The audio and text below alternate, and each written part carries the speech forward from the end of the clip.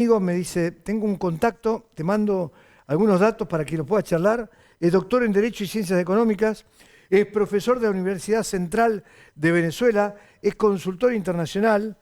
Y atento con esto, porque vamos a charlar de algunas cositas que yo pude conocer y que me sorprenden. Eduardo, desde Aire de Santa Fe, es la capital de la provincia de Santa Fe, es la segunda importancia con Córdoba, te ubico un poco en el plano. Luis, te saludo, está Beba, está Alejandra, Adriel, junto con Facu, somos un equipo de trabajo, hacemos radio y tele, así que te saludamos, bienvenido al Aire de Santa Fe. ¿Qué tal? Buenos días, saludos Luis, saludos a todos los presentes, muchas gracias. Eh, el viernes terminaba el programa diciendo, ¿a alguien se le puede ocurrir que Maduro va a perder?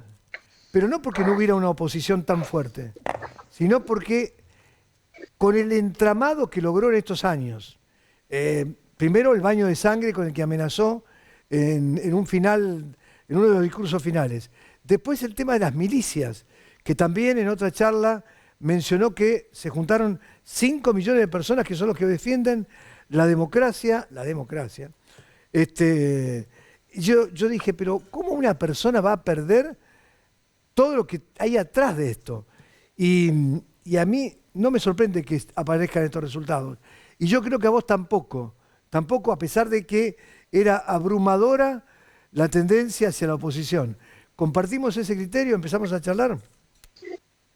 Sí, completamente Luis, y con una pequeña diferencia que quizás en procesos electorales anteriores el régimen de Maduro había hecho uso de distintas herramientas para tener ventajismo sobre el proceso electoral, de manera que cuando se dan los resultados, aún haciendo uso del ventajismo, podía haber algunas dudas sobre si efectivamente en el momento efectivo el conteo de los votos estaban a favor de él.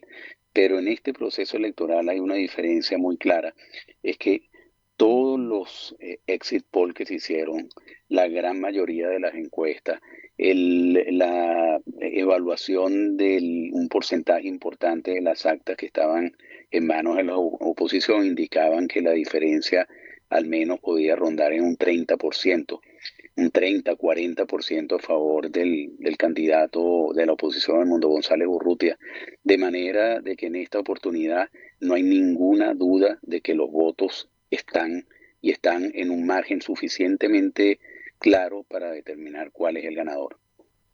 Dos o tres cositas que yo quiero saber. Contame cómo es esto de controlar a la gente en el 1 por 7 y después la otra manera que es el 1 por 10. ¿Qué es esto, esta estratégica manera de llevar adelante Maduro? ¿Qué significa 1 por 10 Sí, y 1 por 7? sí, el 1 por 10 ha sido una estrategia que ha utilizado en varios procesos electorales del chavismo, por la cual un militante muy activo se compromete a arrastrar a los sitios de votación a 10 votantes y asegurarse de que esos 10 votantes voten por Maduro. El 1% es una variante porque allí tienes un militante muy activo que se organice para lograr identificar a 7 personas que van a estar bajo su control, que son los encargados de operativos en calle, que pueden llegar incluso al amedrentamiento y ejercicio de la violencia. En esta oportunidad se han hecho uso de las dos estrategias, el 1 por 10 y el 1 por 7, pero el 1 por 7 con más énfasis, tomando en cuenta que no todo el mundo estaba dispuesto a estar alineado en ir a votar a favor de Maduro. De manera de que parte del amedrentamiento, parte de la amenaza, de la tensión de movilizar a la gente para que fuera a votar por Maduro estaba presente en este proceso. Repetime de nuevo el 1 por 7, es decir, una persona que ¿qué hace con las otras 7? Se asegura de que esas 7 personas estén activas para que en el momento de que les sea solicitado ejercer algún tipo de coacción física o mental, estén allí presentes para hacerlo, sobre todo en la organización bien focalizada donde actúan. Y el alacranato, ¿qué es el alacranato? El alacranato es, digamos, una práctica de líderes políticos, dirigentes políticos que en algún momento estuvieron alineados fuertemente con la oposición en apariencia y de un momento a otro cambiaron de bando, pero cambian de bando en algunos casos para apoyar completamente a Maduro y en otros casos para mostrarse como que son opositores, como que están en una posición intermedia, conciliadora, pero realmente están trabajando al servicio de Maduro. Bien. Es toda una estructura entonces. Claramente, Sí, sí, es toda una estructura que tiene años funcionando, pero la diferencia importante es que la oposición tiene muchos años también organizándose para haber logrado ese gran trabajo que se hizo en el día de ayer, de haber movilizado contra todos los obstáculos, contra todas las incidencias electorales a una masa poblacional para que votara en favor de una opción de cambio y tomando en consideración que el exilio de los venezolanos ha sido uno de los más voluminosos en lo que va de finales del siglo XX y principios del siglo XXI.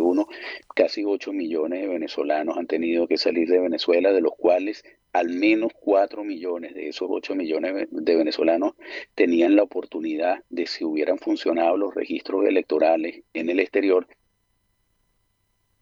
hay. hubieran podido participar en este proceso. De esos 4 millones de venezolanos que pudieron haber votado, solo se le permitió 59.000 votar. Y uno presupone que esos 4 millones de venezolanos que hubieran podido votar, un alto porcentaje de ellos hubieran votado si los hubieran dejado a favor del cambio. Aún así, en Venezuela, las contabilizaciones que tiene la oposición indican que la brecha pudiera haber llegado a más de un 30-40% a favor del Mundo González Urrutia. A ver, dos cosas. Quiere decir que hay 8 millones de venezolanos fuera del país, de los cuales 4 estaban en Sí, condiciones de votar y de los cuales el uno, yo saqué rápido la cuenta, el 1,2, porque son 59.000 sobre 4 millones, el 1,3, ponele, estaba realmente habilitado por el gobierno de Maduro. ¿Cómo, sí. qué le ponían a esos, a los que querían, para que fueran solamente 59.000 sobre 4 millones? Claro, lo que pasa es que en muchos países, por ejemplo el caso de Estados Unidos, donde pudiera haber una población de aproximadamente 1 millón de venezolanos, no hay relaciones diplomáticas entre Estados Unidos y Venezuela y por ende los consulados no están activos. Entonces ese millón de venezolanos que están en los Estados Unidos no tienen ningún sitio donde votar, al menos que se regresen a Venezuela a votar.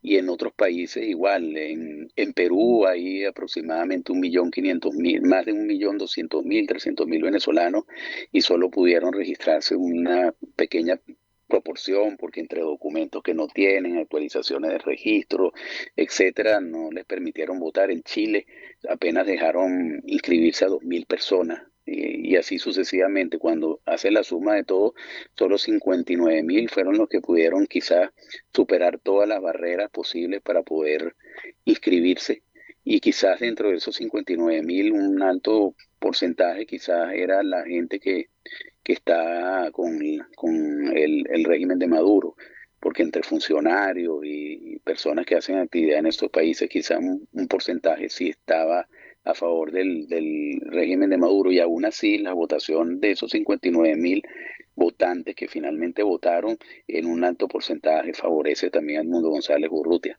De manera que por todos lados donde tú los ves, los números no cuadran. Eh, una pregunta, si ya compartimos el reportaje con Alejandra.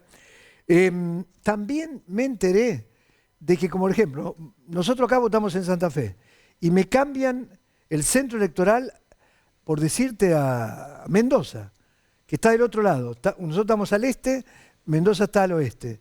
¿Pasó también eso? Sí, yo no tengo la cifra exacta, por ahí se han manejado algunas cifras del número de votantes que se encontraron en esa condición, pero efectivamente es eso, hay un cambio de centro electoral, la persona quiere registrar la actualización de ese centro electoral porque se mudó de una ciudad a otra y nunca se consolidó ese cambio de centro electoral de manera que la persona también se le dificultaba por razones económicas, razones de transporte, etcétera, Como al final. movilizarse Ahora me de gustaría su que nueva arranquemos. residencia a donde estaba registrado anteriormente. Eso sucedió en muchísimos casos, hay cifras que circulan, algunos dicen 500.000, otros 600.000 personas, pero la cifra exacta yo no la manejo. Ale te va a hacer un par de preguntas, después sigo yo. Sí, ¿quién es Edmundo González Urrutia? Porque también fue como un candidato que surgió como tercera opción, ¿no? Porque no estaba en los planes. Edmundo González Urrutia ha sido tradicionalmente lo que se llama un diplomático de carrera. No es este tipo de funcionario que ejerce labores diplomáticas asociado a un gobierno de turno, sino fue un funcionario que entró a la carrera diplomática, que cumplió con todos los requisitos hace muchos años para ser diplomático, que sirvió en distintos gobiernos como funcionario diplomático de Estado. Y su último cargo diplomático justamente fue embajador de Venezuela en Argentina Ujú. por el año 2000, 2001, 2002. A partir de ese momento, él ha estado trabajando en lo que fue las distintas iniciativas de organizar la oposición en Venezuela, pero en el momento en que la candidata que tenía más chance de convertirse en candidata de la oposición, que era María Corina Machado, no podía superar todos los obstáculos jurídicos que había colocado la administración de Maduro, pues se vieron en la obligación de buscar un candidato sobre el cual no pudiera existir ningún tipo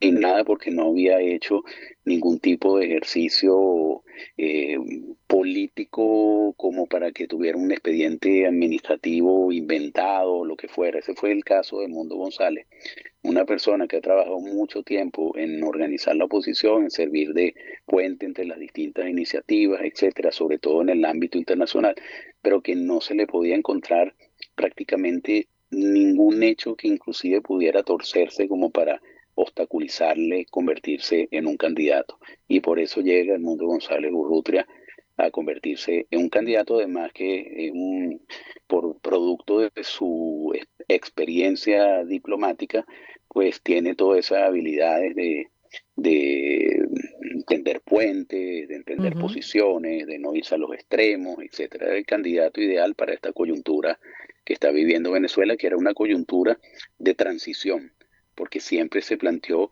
que si la oposición efectivamente lograba no solamente sacar los votos, sino como se dice, cobrar ese gobierno, ese periodo de gobierno iba a ser simplemente un gobierno hacia la transición, hacia lograr reinstitucionalizar Venezuela y posteriormente convocar a unas elecciones libres, democráticas, universales, donde pudieran participar libremente los candidatos sin ninguno de estos tipos de obstáculos.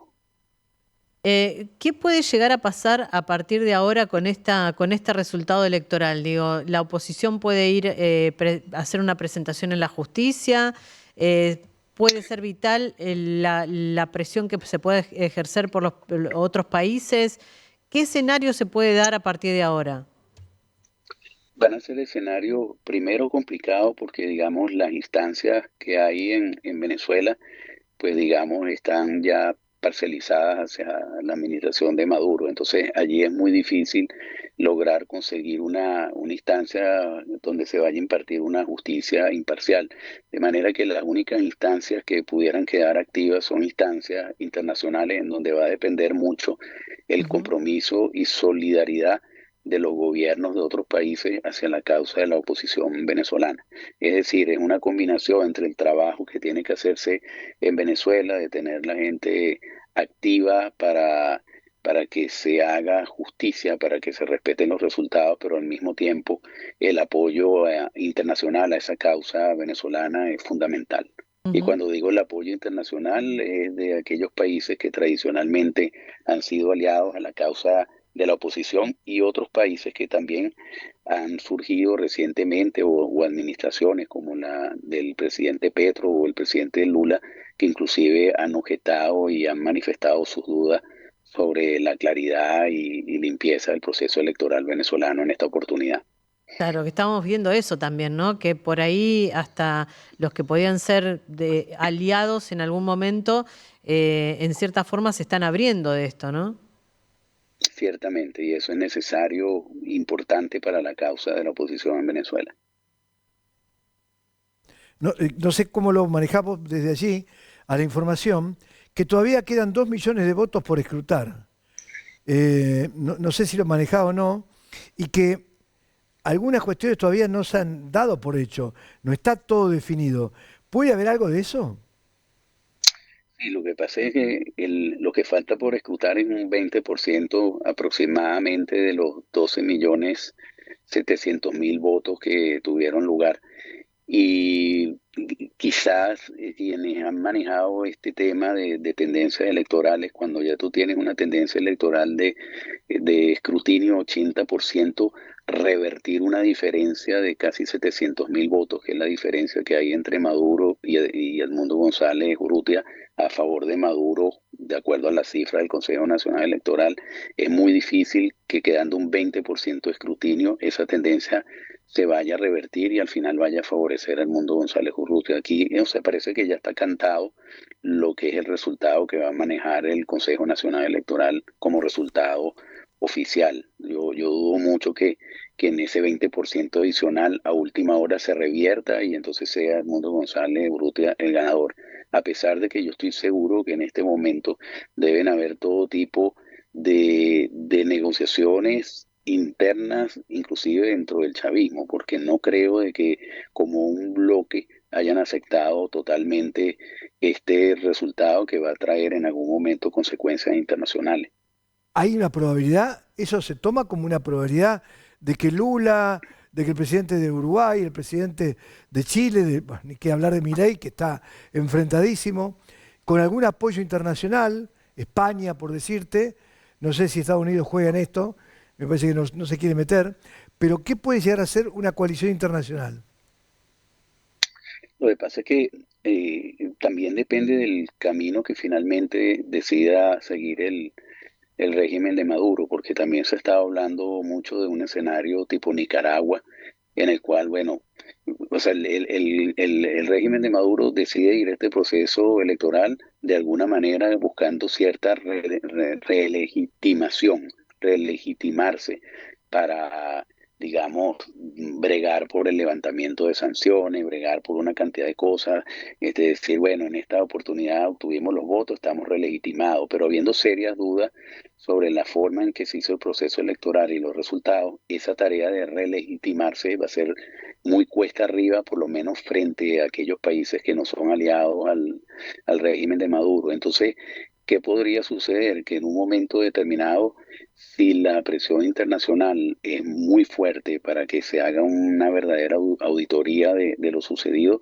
pudiera irse por un escenario tipo Nicaragua, como es Mm. el escenario que tiene en este momento Daniel Ortega, donde no le importa nada lo que diga la comunidad internacional. Si tengo que sacar los sacerdotes, los saco. Si tengo que sacar los escritores y quitarles la nacionalidad, se las quito. Si tengo que sacar y encarcelar, pues lo hago. Eso es una posibilidad que puede estar allí presente, pero ¿cuáles las consecuencias de eso? Que económicamente no va a haber ninguna oportunidad de que se incremente de nuevo la confianza en un país que tiene tanto potencial como Venezuela. No sé qué tipo de inversiones extranjeras van a ser las que van a llegar a Venezuela en esas condiciones, al menos que sean la de países muy aliados al régimen de Maduro, como Turquía, China, Irán, etcétera. No sé qué confianza económica para mejorar una situación económica que es catastrófica pueda tener lugar donde el venezolano recibe un salario mínimo de $3 al mes, donde la inflación sigue siendo una de las más altas del mundo, donde los servicios públicos no funcionan. ¿Cómo revertir eso si no se genera confianza para que Mm. capitales nacionales y extranjeros y capitales de venezolanos en el extranjero retornen al país para construirlo? Si no hay manera de predecir, de dar cierto nivel de predictibilidad a lo que es un futuro pacífico, en confianza, donde se tenga un Estado de Derecho que funcione, etcétera. Al final yo creo que no va a asegurar esta situación en ningún escenario una posibilidad de éxito económico para la administración de Maduro. Eduardo, ¿cómo es el tema con los otros poderes del Estado? Digo, con el Poder Judicial y el Legislativo. ¿Están cooptados? ¿Cómo es lo que sería para nosotros el Congreso, la Asamblea Legislativa? ¿Hay posibilidades de que la oposición tenga mayoría o mayor cantidad de escaños, que le pueda hacer un poco de sombra, o eso es inviable? No, en este momento no, porque digamos la Asamblea Nacional, en Venezuela hay dos asambleas nacionales, una que fue electa en el 2015, donde hubo una participación importante en las elecciones y era una Asamblea Nacional con una diversidad de representaciones, donde la oposición en el año 2015 logró tener una mayoría simple. Y la que se eligió después en el año 2020, en circunstancias muy objetadas por la comunidad internacional, en donde el 99, casi 100% de los diputados que salieron electos son diputados del PSV y de partidos aliados al partido oficial.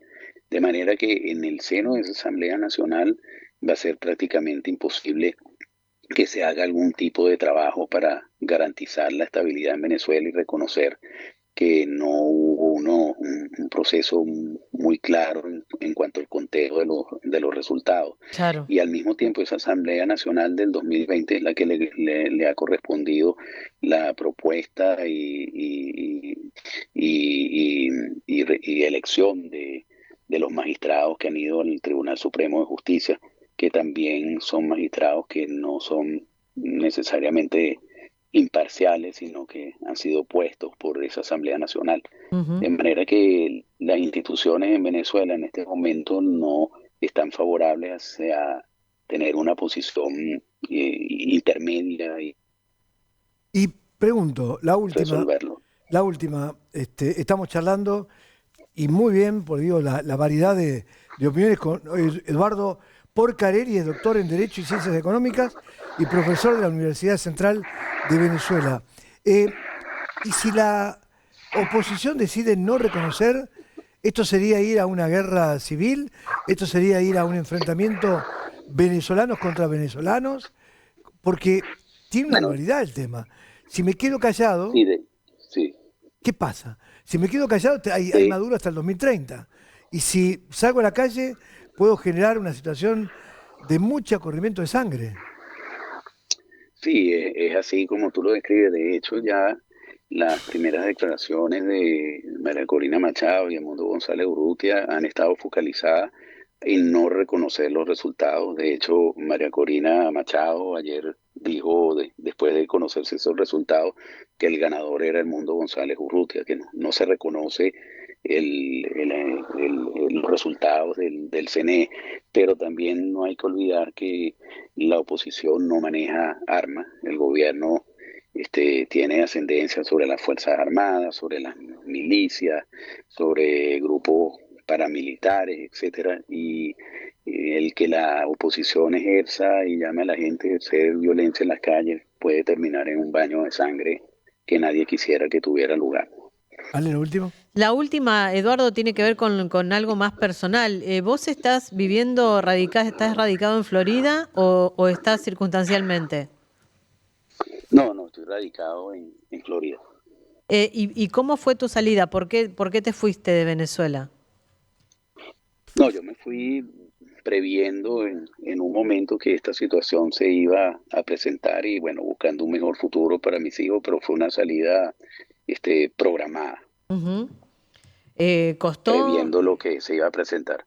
Sí, costó porque por lo menos en mi caso yo tengo 56 años y 50 los viví en Venezuela y me siento venezolano y me duele mi país y me duele la gente que queda allá y me duele todo el trabajo que se hizo por un cambio en el cual yo participé, pero que no ha logrado consolidarse al momento. Entonces siempre cuesta, ¿no? Duele muchísimo y duele sobre todo ver a nuestros compatriotas venezolanos pasando trabajo, viviendo unas condiciones de verdad deplorables y solamente teniendo la esperanza de un cambio que no termina de llegar, ¿no?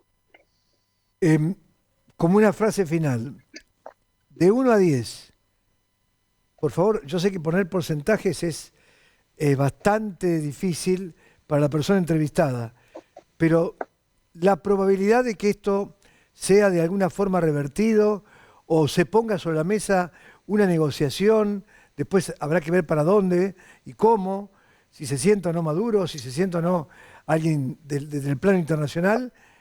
¿Qué esperanza le das de 1 a 10 que esto algo surja, algo ocurra con la oposición fundamentalmente, trabajando para ello. Tú sabes que en escenarios, pues todos los días uno habla y todos los días, de acuerdo a las variables que están presentes, uno puede cambiar esos porcentajes.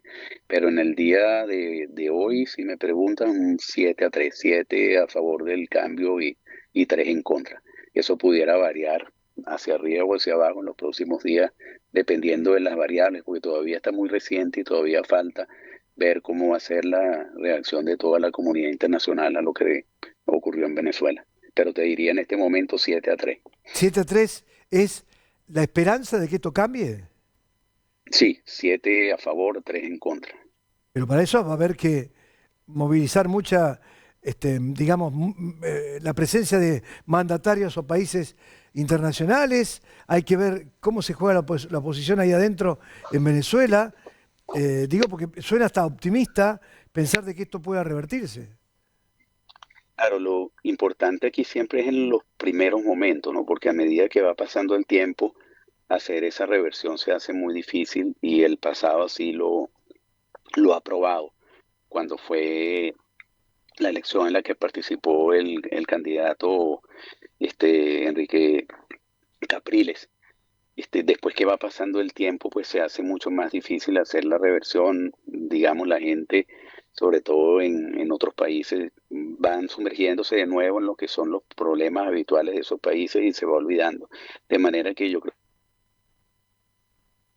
Allá, que es justamente ahora, ¿no? Por eso yo digo, hoy si me preguntas es 7-3, pero de repente en una semana, 10 días, si las acciones que deberían tomarse o que deben estar ya planificadas para hacer el llamado y la alerta a la comunidad internacional no tienen lugar en la forma planificada, esos porcentajes seguramente van a variar. Pero hay una realidad que es la realidad del día a día de la gente, la realidad de la gente que vive con $3 al mes, que es prácticamente imposible llevar una vida en un país así, construir un futuro para la gente, un país así.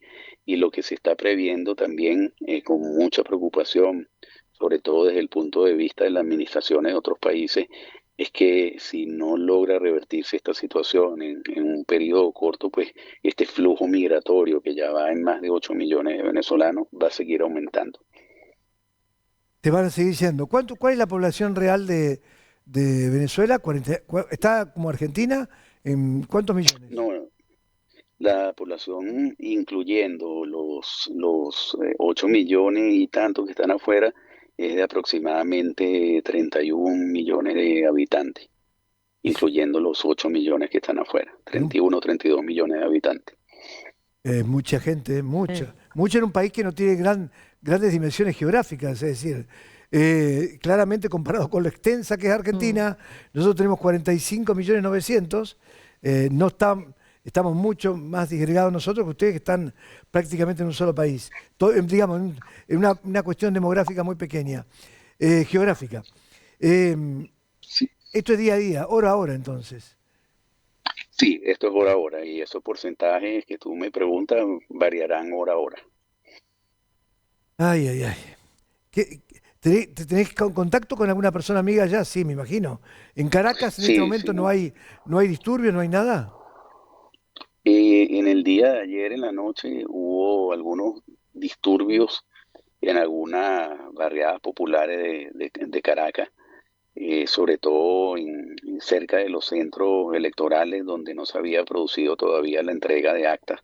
Pero entiendo que en el día de hoy prácticamente no hay ningún disturbio importante en ninguna ciudad de Venezuela. Digamos, yo creo que en este momento la gente está en plena etapa de shock Ah, por lo sucedido. Mm. claro, está en shock. El tema es que tiene que salir rápido el shock, porque si no, pasa un día, pasa dos, pasa tres, y esto ya es irreversible, ¿eh? Sí, yo creo que no lo conozco con exactitud, pero la oposición, pues, estoy casi seguro, o mejor dicho, estoy casi, lo puedo afirmar que quizás esperaba un escenario de este tipo. Y ya las estrategias para un escenario de este tipo deben estar desplegándose. De allí que es muy importante la alerta de la comunidad internacional y sobre todo el apoyo, porque es una lucha que solo los venezolanos no pueden llevarla a cabo. No.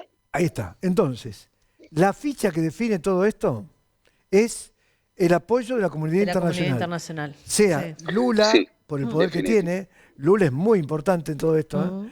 Lula es más importante que cualquiera de los otros países porque Lula tiene una mirada más cercana en algunas cuestiones, pero además el poder que tiene Brasil, como economía, como cantidad de habitantes, como ubicación geográfica, claramente es Brasil.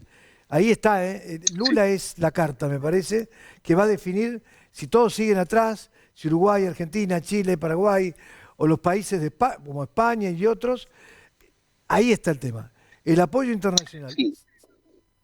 Inclusive en los Estados Unidos también, el día de ayer, el secretario de Estado Blinken daba unas declaraciones donde expresaba que el gobierno de Estados Unidos tenía serias dudas sobre los resultados electorales y llamaba a que se respetara la voluntad del soberano. Y la voluntad del soberano, pues, de hecho, habló ayer con los votos, aunque no haya sido reconocida. De manera que yo creo que hay que esperar cómo se van a desarrollar los acontecimientos en estos días. Y sí, coincido con ustedes, son las horas críticas donde se tiene que aprovechar esta ventana, el momento, o después va a ser mucho más difícil lograr bregar por la causa venezolana. Aquí hay una noticia que está apareciendo en los portales que Perú llamó a su embajador en Caracas. Es una situación que ya la calle Pou, que es el presidente de Uruguay, dice, nosotros no reconocemos el triunfo de Maduro. Empiezan a aparecer frases muy fuertes. En Perú hubo incidentes. Sí, y en Costa Rica también Claro. no reconoce el presidente de Panamá electo recientemente no reconoce tampoco los resultados. De Boric, manera de que Boric de Chile, perdón, tampoco. perdón, Eduardo. Boric de Chile dice, no vamos a aceptar esto hasta que sea verificable. Ya son declaraciones que empiezan a movilizarse. Gracias por tu tiempo, Eduardo, muy amable, ha sido No, a clarísima ustedes. tu mirada. Muchas gracias. Gracias por estar pendiente de Venezuela y bueno, lo mejor para ustedes. Muchas gracias. Tenemos acá en Aire, Santa Fe, una persona que hace todo lo audiovisual y fotógrafo y de todo tipo, que se llama Michael Torcac y es venezolano. Y te digo que lo vemos todos los días porque trabaja y muy bien aquí en Aire de Santa Fe, en este medio, y un poco uno cuando pasa al lado de él está mirando un poco a Venezuela. Lo tenemos a él Muchas representando. gracias. Un beso grandote, gracias.